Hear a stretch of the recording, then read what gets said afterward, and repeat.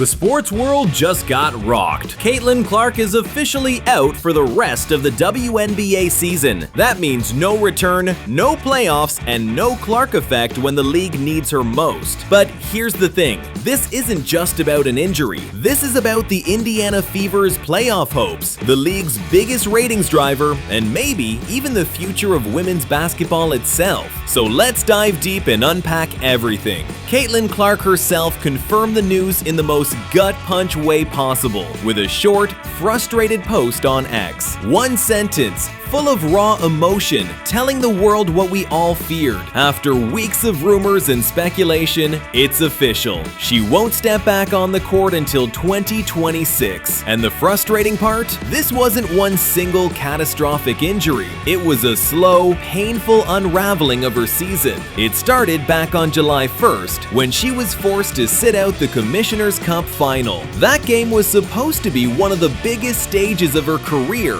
gone in an instant.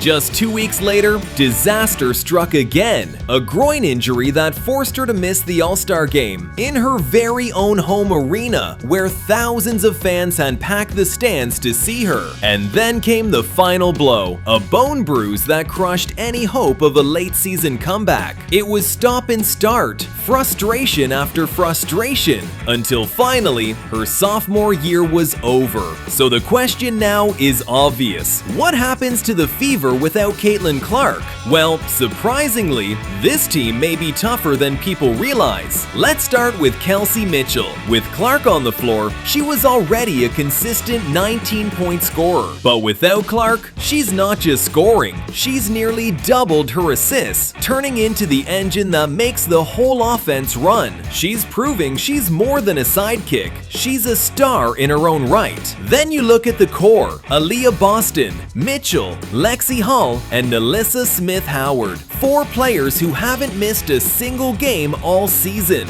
That's Iron Woman consistency right there. Add veterans like Odyssey Sims and Aerial Powers, who bring playoff experience and composure. And suddenly, the Fever don't look like a team about to collapse. They look like a team that refuses to quit. And the numbers back it up. ESPN's Basketball Power Index gives the Fever a 93% chance to make the playoffs, even without Clark. That is nothing short of remarkable. But let's zoom out beyond Indiana for a moment, because this isn't just a Fever problem. Caitlin Clark being sidelined is a major blow to the entire WNBA, and here's why: the Clark effect. She isn't just a star for basketball diehards. She's a magnet for casual fans. When she plays, TV ratings spike, social media buzz explodes, arenas sell out. She's not just moving the needle, she is the needle. And now, during the most critical stretch of the season, when the league wants maximum eyeballs, the biggest draw in women's basketball won't be there. That's a hit that no marketing campaign can fully replace. But here's where this story flips from heartbreak to hope. History, because Caitlin Clark isn't the first generational talent to suffer a sophomore setback. Far from it. Michael Jordan broke his foot in year 2 and came back the next season to average a ridiculous 37 points per game. Sue Bird had early surgery, only to return and lead her team to 4 championships. A'ja Wilson sprained her ankle in her second season, and since then, 3 MVP awards. There's a pattern here. The greats don't let setbacks define them. They use them as fuel. And if Clark follows that same path, this injury-marred season could end up being the launchpad for her dominance. And let's not forget just how good she was in the 13 games she did play this year. 17 points, nearly 9 assists, and 5 rebounds per game. Those aren't just rookie numbers. Those are superstar numbers in the making. So what happens now?